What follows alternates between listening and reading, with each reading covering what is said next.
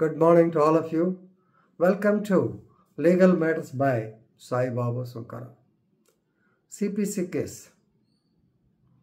Whether a suit for civil death is objectionable under section 34 of the Specific Relief Act. ఇంకో రకంగా చెప్పాలంటే మా ఆయన చనిపోయాడు, మా అబ్బాయి చనిపోయాడు, 7 ఏళ్ల నుంచి కనపడలేదు అని అతను చనిపోయాడని సర్టిఫికెట్ ఇవ్వమని, అర్థమైందా? డిక్లేర్ చేయమని, సూట్ ఫర్ డిక్లరేషన్. సూట్ వేయవచ్చునా లేదా? చాలామంది వేయకూడదు అనుకుంటారు, వేయచ్చు అనేటువంటిది ఈ యొక్క అలహాబాద్ హైకోర్టు జస్టిస్ అరుణ్ కుమార్ సింగ్ ఈయన క్లియర్గా చెప్పారు. కేసు లా పేరు వచ్చేసి Shrimati Raeeso Bano, RAEESO, Shrimati Raeeso Bano versus Shrimati Tabsuddin Jahan and others.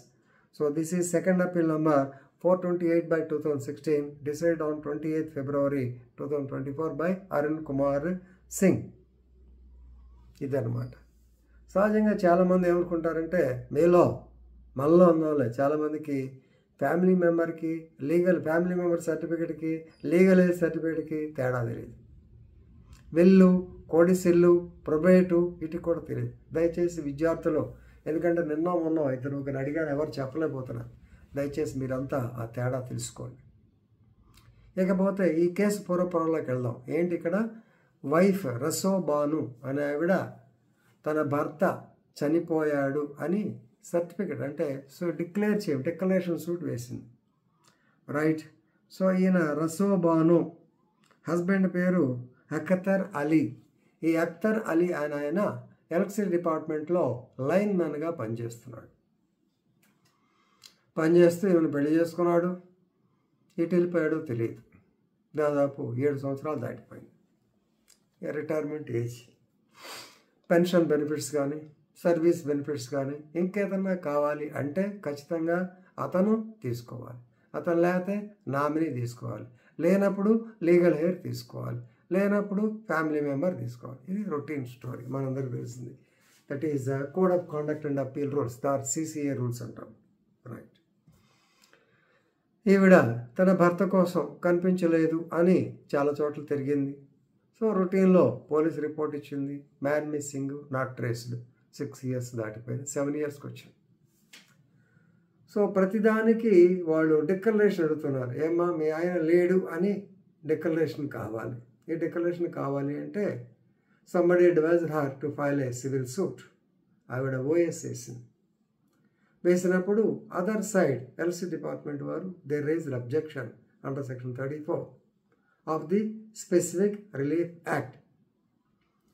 So ఇక్కడ మొట్టమొదటి మనం గుర్తుపెట్టుకోవాల్సింది section 9 of the civil procedure code ఏం చెబుతుంది? Courts to try all cases which are civil cases and which are not barred from the civil jurisdiction. Civil case ఏదైతే అన్ని section 9 ప్రకారము civil courts చేయాల్సిందే. ఇది బేస్ లైన్, రైట్. కానీ ఇక్కడ section 34 of the specific relief act gives a leverage to the court to declare status or right. Section 34లో status or right అనేటువంటిది court has got the leverage. Section 34 that is discretion of the court as to the declaration of the status or right. దీని status కింద అంటే చనిపోయాడు స్టేటసా లేకుండా ఈ అమ్మాయికి next రావాలని హక్క, దీని కింద డిసైడ్ చేయాలా లేదా అనేటువంటిది కోర్టు ఇష్టం అన్నారు. సో దాని మీద matter went to the high court. ఈ హైకోర్టులో కింద కోర్టు అయితే మేము చేయకపోమన్నారు. హైకోర్టు ఒకటే చెప్పింది, section 34 does not create a bar. ఆవిడేమడుగుతుంది? మా ఆయన missing, civil death, this is called civil death. Can civil death or declaration of civil death be entertained by the civil court or not? Yes, civil death is an instant where ఎవరైతే చనిపోతారో చనిపోయిన తర్వాత వారి యొక్క service benefits కానీ హక్కులు కానీ next వాళ్ళకి రావడానికి డెత్ అనే దాని గురించి డిక్లరేషన్ చేయాలి కదా. కేవలం పోలీసులు ఏం చేశారు? He is not traced or he is not available from so and so to so and so, 7 ఏళ్ళ నుంచి కనపట్లేదు ఇది. సో కాబట్టి డిక్లరేషన్ డెఫినెట్లీ సివిల్ కేసు అవుతుంది. కాబట్టి సివిల్ కోర్టు టేకప్ చేయాలి. అంతేగాని సివిల్ డెత్ మాకు సంబంధం లేదు, అసలు దీనికి సూటే వేయడానికి లేదు అంటానికి లేదు అని క్లియర్గా చెప్పింది. సో ఇదనమాట. Please remember section 34 of the specific relief act 1963.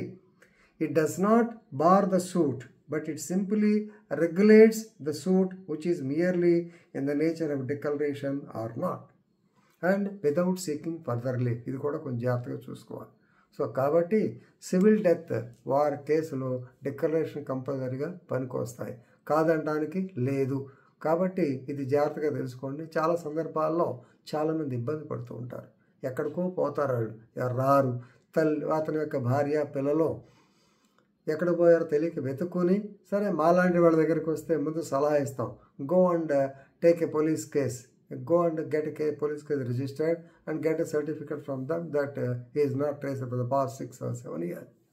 ఆ తర్వాత దాన్ని బట్టి రెవెన్యూ వాళ్ళు సర్టిఫికేట్ ఇవ్వాలి. వాళ్ళు మాకేమంటారు, ఏమో అతను బతికొస్తాడే మాకేం తెలుసు అంటారు. అందుకని సివిల్ కోర్టులో వేస్తే, సూట్ ఫర్ డిక్లరేషన్ వేస్తే, అది డిక్లేర్ అయితే 100% జెన్యూన్. తర్వాత ట్రేస్ చేయడానుకోండి, yes it can be cancelled at any point of time, is it not? So కాబట్టి సివిల్ డెత్ గురించి సివిల్ కేసుల్లో వేయటానికి లేదు అనేది కరెక్ట్ కాదు అని ఈ కేసు చెప్తుంది. కాబట్టి దయచేసి రైసా బానో వర్సెస్ తమ్సుద్దీన్ జహాన్ ఈ కేసులో మీరందరూ చదువుకొని please enrich your legal knowledge. With this, I am concluding. Thank you very much.